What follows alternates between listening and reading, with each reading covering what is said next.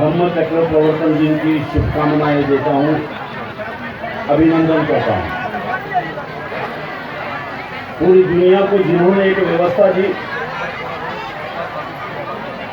भेदभाव जात रहित वर्ण विहित उच्च नीचता से परे एक मानवीय समाज मैत्री और मोहब्बत में खड़ा हो सकता है, ये केवल विचार ही नहीं, जिन्होंने ऐसे समाज की स्थापना की वे तथागत सिद्धार्थ गौतम बुद्ध, उन्हें भी इस मंच से अभिवादन करता हूँ। इस देश में एक संस्कृति है, तहजीब है, जिसे हम भारतीय तहजीब करते हैं। ये भारतीय तहजीब प्रेम पर खड़ी हुई है, सहकार्य पर खड़ी हुई है, आपसी लेन देन पर खड़ी हुई है, सुख दुख में साथ होने पर खड़ी हुई है। ये किसी से भेदभाव नहीं करती, किसी का द्वेष नहीं करती, तुम कौन हो ये नहीं पूछती, बल्कि मानो हो इतना ही उसके लिए काफी है। ऐसी संस्कृति को जन्म देने वाले मध्य युग के सारे बहुजन संत, सूफी संत, इन्हें भी मैं इस मंच से प्रणाम करता हूँ, सलाम करता हूँ, जय भीम कहता हूँ। आज जो कुछ है हमारे पास वो अपने आप नहीं मिला है, उसके लिए हमारे महापुरुषों को कुर्बानियां देनी पड़ी है। ऐसे कुर्बानी देने वाले तमाम महापुरुष यहाँ पर मौजूद है। हमारे महाराष्ट्र में महात्मा ज्योतिबा फुले एक ऐसे महापुरुष है जिन्होंने मंडावी जी को मंच पर बैठने का रास्ता खुला किया। महात्मा ज्योतिबा फुले ऐसे महापुरुष है जहां पर इतनी महिलाएं जो आई हुई हैं, आपको यहाँ पर आने का जो रास्ता खोला वो महात्मा ज्योतिबा फुले ने खोला। अगर महात्मा ज्योतिबा फुले न होते तुम यहाँ पर न होती। लेकिन केवल महात्मा ज्योतिबा फुले नहीं, उनके कांधे से कांधा लगाकर चलने वाली माई सावित्रीबाई, जिन्होंने आपके लिए अपने बदन पर मैला झेला, जिन्होंने आपके लिए पत्थर खाए, जिन्होंने आपके लिए गंदी गंदी गालियां सही। क्यों? क्योंकि वे चाहती थी कि इस देश की महिला, इस देश की बच्ची, उसका धर्म कोई भी हो, वो शिक्षित होकर एक बेहतर इंसान बने। उस माई सावित्रीबाई को भी इस मन से सलाम करता हूँ, अभिवादन करता हूँ। ये केवल यहीं पर नहीं रुकता। मैं ये सोच रहा था कि मुझे 400 किलोमीटर दूर से क्यों बुलाया, क्योंकि मैं देख रहा था एक से एक बढ़िया वक्ता है आपके पास, एक से एक बढ़िया बुद्धिवंत है आपके पास, फिर मुझे क्यों बुलाया? इसका उत्तर मैं ही जानता हूँ। आपने इसलिए बुलाया कि मोहल्ला के लोग जानना चाहते थे कि एक मुसलमान बाबा साहब को कैसे रखता है। आप ये जानना चाह रहे थे कि एक मुसलमान संविधान के बारे में किस तरह से रचनात्मक कार्य रखता है। क्योंकि जो दुश्मन है वो तो कहता है मैं बाबर और औरंगजेब की औलाद हूँ, लेकिन मैं छाती ठोक के कहता हूँ कि मैं बाबर और औरंगजेब की औलाद नहीं, मैं तो छुआछूत गैर बराबरी वाली व्यवस्था के छाती पर लात रखकर इस्लाम को स्वीकार करने वाला समतावादी मुसलमान हूँ। और मेरा डीएनए ये अनुसूचित जाति जमाती जनजाति के साथ जुड़ता है। मैं उनका रक्त का बांधा हूँ। मैं धर्म से मुसलमान हो सकता हूँ, लेकिन कर्म और विचारधारा से फुले अम्बेडकरी विचारधारा का मैं धर्म से मुसलमान जरूर हूँ। और ये भी आपको बता दूं, केवल छोटा मोटा मुसलमान नहीं, आज नूर बेग साहब यहाँ होना चाहिए थे तो उनको पता चलता कि 2016 में मैं हज को भी जाकर आया हूँ, लेकिन हज से वापस आने के बाद मेरे पैगंबर मोहम्मद ने ये कहा मुझसे, ये दिशा निर्देश मिला कि मुसलमान होने का फर्ज अदा कर। जो मुस्लिम है, जो मुफलिस है, जो शोषित है, उसके साथ खड़ा होकर आवाज बुलंद कर। तो मैं कर्म से धर्म से भारतीय हूं। और ये भारतीय शब्द बड़ा सुंदर है, बड़ा खूबसूरत है। इसके जैसा दूसरा शब्द इस दुनिया में नहीं। अपने छाती पर हाथ रखकर जरा महसूस तो करो, क्या तुम भी हो, क्या तेली हो, क्या मुसलमान हो, क्या मेहतर हो, क्या ओबीसी हो, क्या आदिवासी हो। दिल से अगर ये आवाज आ गई, अरे ये तो बहुत छोटी बात है, भारतीय हूँ। ये भारतीय होने की जो बात आपके दिल से आती है, वही तो संविधान का मगज है, वही तो संविधान की असली भाषा है, वही तो संविधान की बैठक इस मंच पर उपस्थित तमाम मान्यवर, सबका नाम लेने में मैं वक्त जाया नहीं करूंगा। जिनकी अध्यक्षता में ये प्रोग्राम चल रहा है वे अध्यक्ष महोदय, और जिन्होंने इस प्रोग्राम का आयोजन किया वे तमाम टाइगर्स, आप सबको मैं हाथ जोड़कर अभिवादन करता हूं, सलाम करता हूं। क्या था आपके पास और क्या है आपके पास, इसका चिंतन होना चाहिए। आज डॉक्टर्स है आपके पास, आसमान से टपके। आज इंजीनियर्स है आपके पास, क्या जमीन से उगाए। आज IAS IPS ऑफिसर है आपके पास, क्या अमेरिका से आए। आज एजुकेशन सोसाइटियां हैं आपके पास, क्या आसमान से उतरी। आज बैंक है आपके पास, आज सेक्रेटरी है आपके पास, आज SDO कलेक्टर है आपके पास। कहां से आए ये सब। अगर संविधान न होता तो ये सब न होते।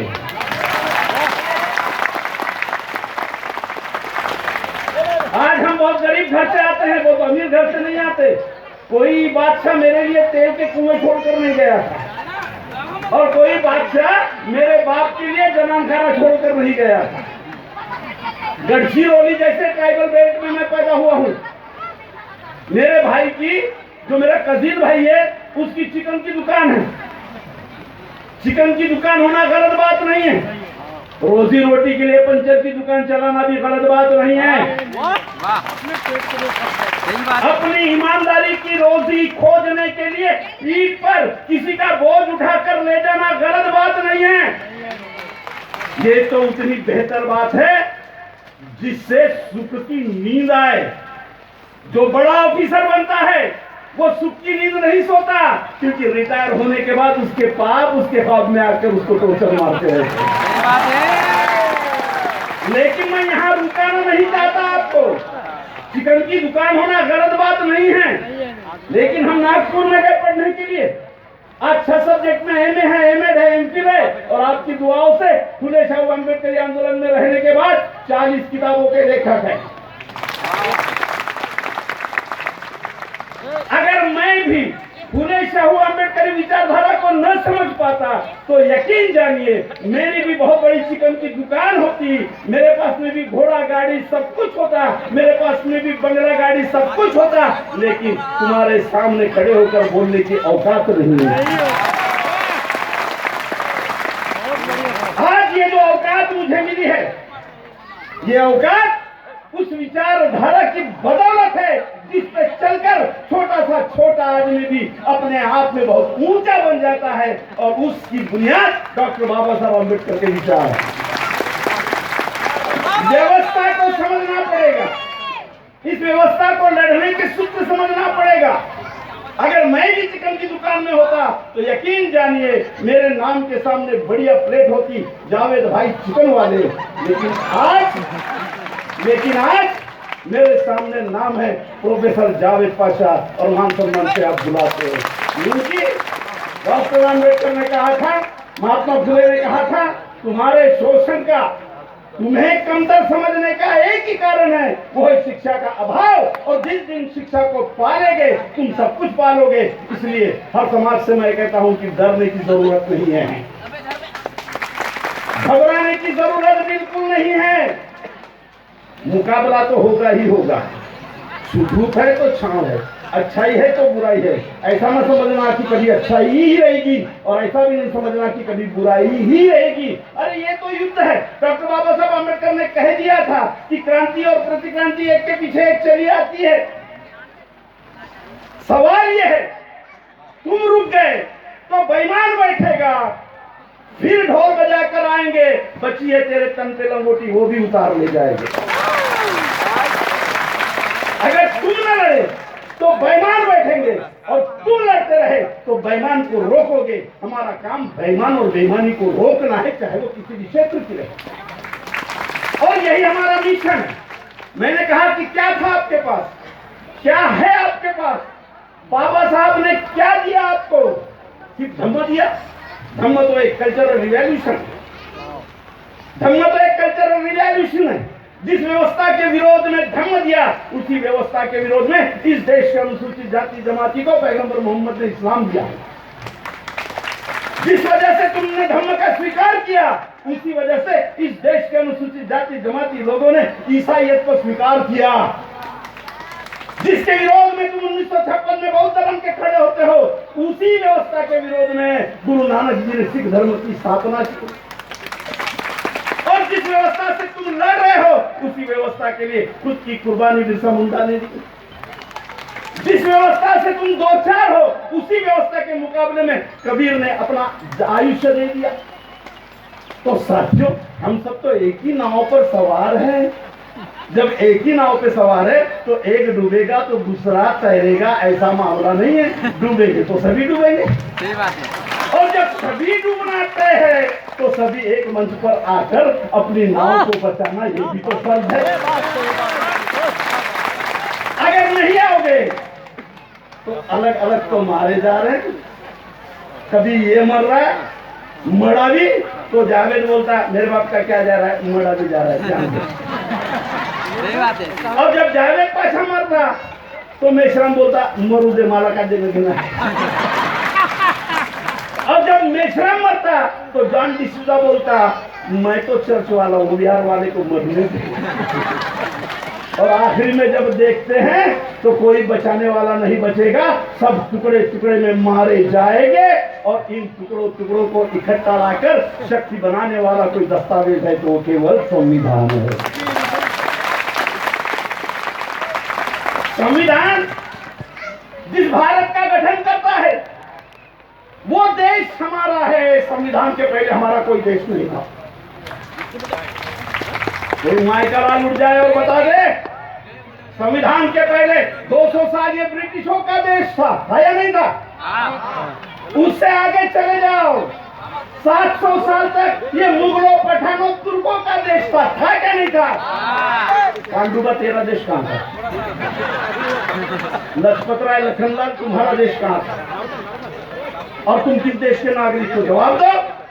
निकाल लो 4000 साल, 5000 साल का इतिहास, जब तक ज्ञात हो वो इतिहास निकाल लो। मैं बुद्ध के तरफ नहीं जाना चाहूंगा, सम्राट अशोक के तरफ नहीं जाना चाहूंगा।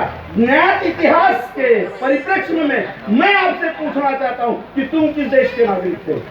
और मैं ये सवाल तुम्हारे बीच कर रहा हूं, ऐसा नहीं। मैं मुस्लिमों के मजलिस में भी करता हूं, मैं ईसाइयों के मजलिस में भी करता हूं कि बताओ तुम्हारी पहचान कहां थी? इस देश में जब संविधान बना, बाबा साहब अम्बेडकर जी ने जब लड़ाई लड़ी, इस देश में 193 रियासतें थी। वालदे जी, मंडावी जी, जब देश आजाद हुआ, इस देश में आजादी से पहले 193 रियासतें थी। हाथ ऊपर करो, कौन से रियासत के नागरिक थे? क्या दिया संविधान ने? ये बहुत आसान भाषा में समझा रहा हूं, क्योंकि मैं प्रोफेसर रह चुका हूं।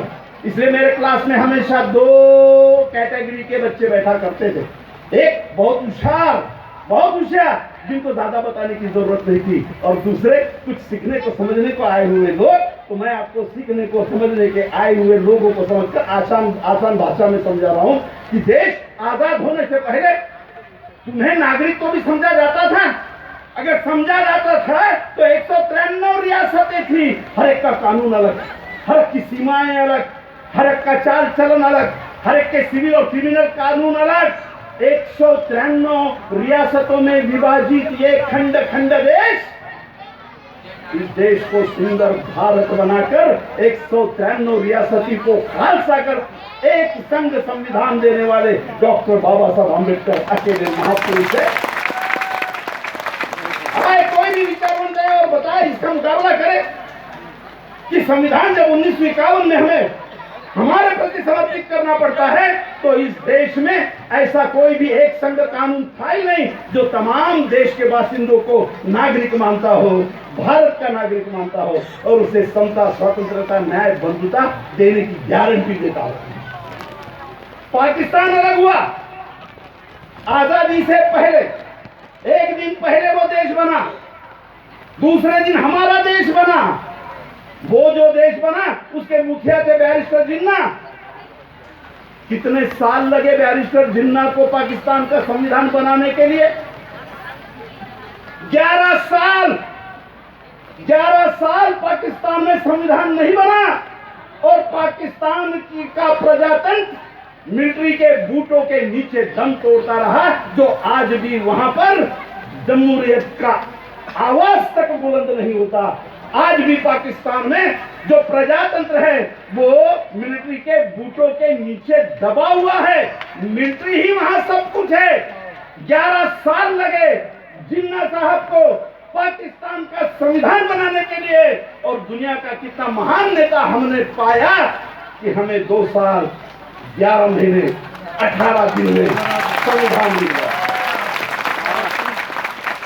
और इतना मजबूत संविधान मिला, इतनी मजबूत प्रजातंत्र की प्रणाली मिली।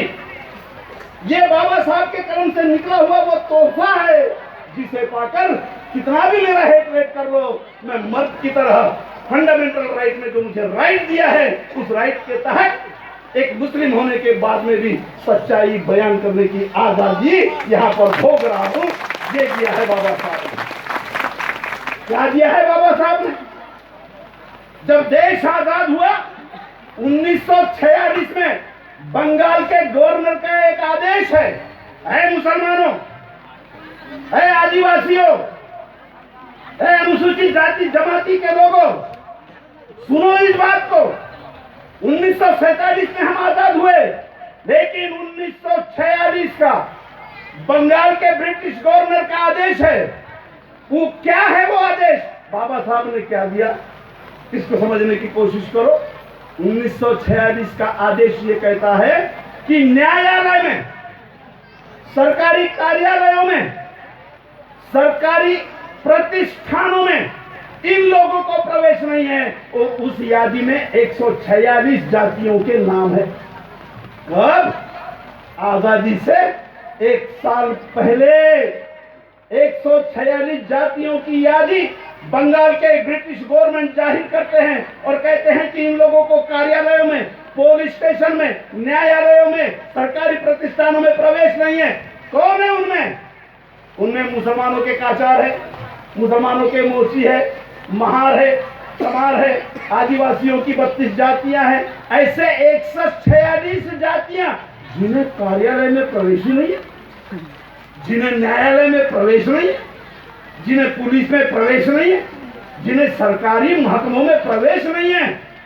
और 1947 के बाद जब मेरा बाबा साहब का संविधान आता है तो उन्हीं 146 लोगों को प्रवेश बंद था, वही 146 लोगों के लोग आज न्यायमूर्ति है, और डॉक्टर्स है, आज इंजीनियर्स है, आज प्रोफेसर है, आज उद्योगपति है। संविधान के विरोध में कितना भी जहर डाला जाए, फिर भी संविधान की ताकत यह है कि सबसे आखिरी आदमी को भी वो ऊपर आने का रास्ता खोलता है। इसलिए संविधान विरोधी ताकतें इस संविधान को खत्म करना चाहती है। बाबा साहब जिंदा थे, 1951 में संविधान लागू हो गया। पंढरपुर हमारे महाराष्ट्र में, आपने नाम सुना होगा, बहुत बड़ा तीर्थ क्षेत्र है। वहां पर आचार्य थे, बहुत बड़े आचार्य, जिनके सामने लाखों लोग बैठा करते थे।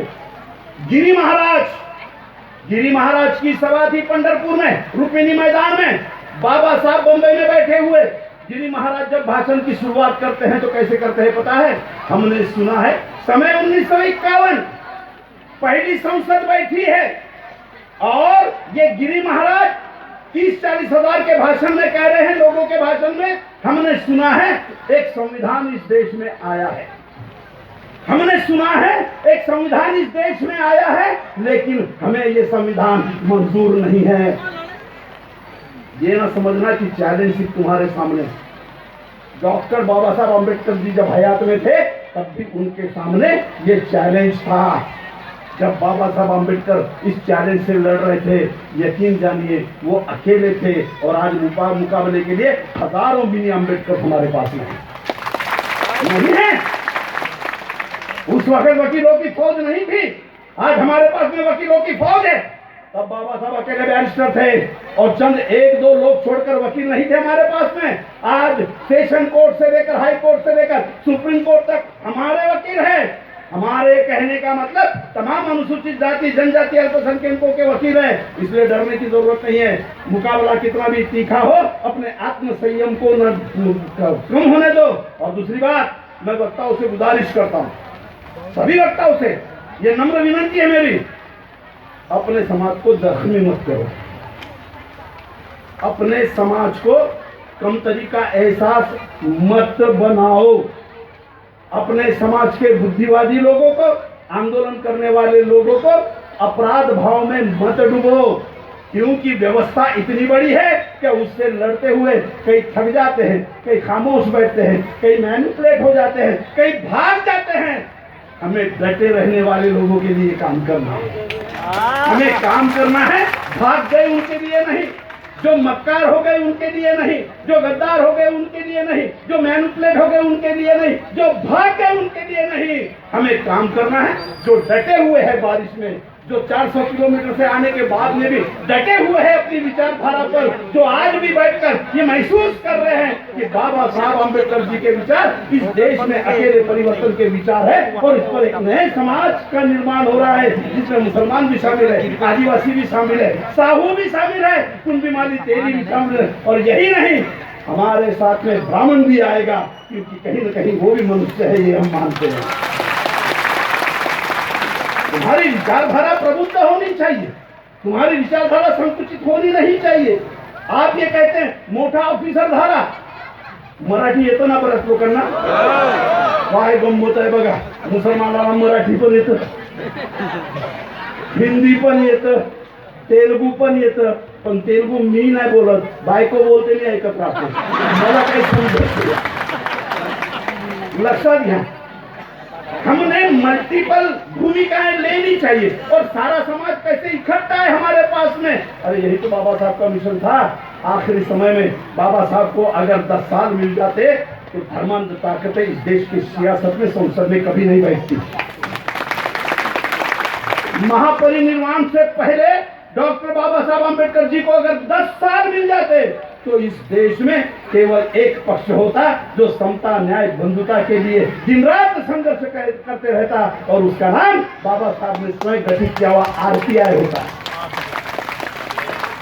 आज नेट पर चले जाओ तो कम से कम 40 RTI रजिस्टर्ड है। अब बाबा साहब ने इसकी आजादी दे दी तो हर कोई फायदा तो उठाएगा। पार्टियां रजिस्टर्ड करने का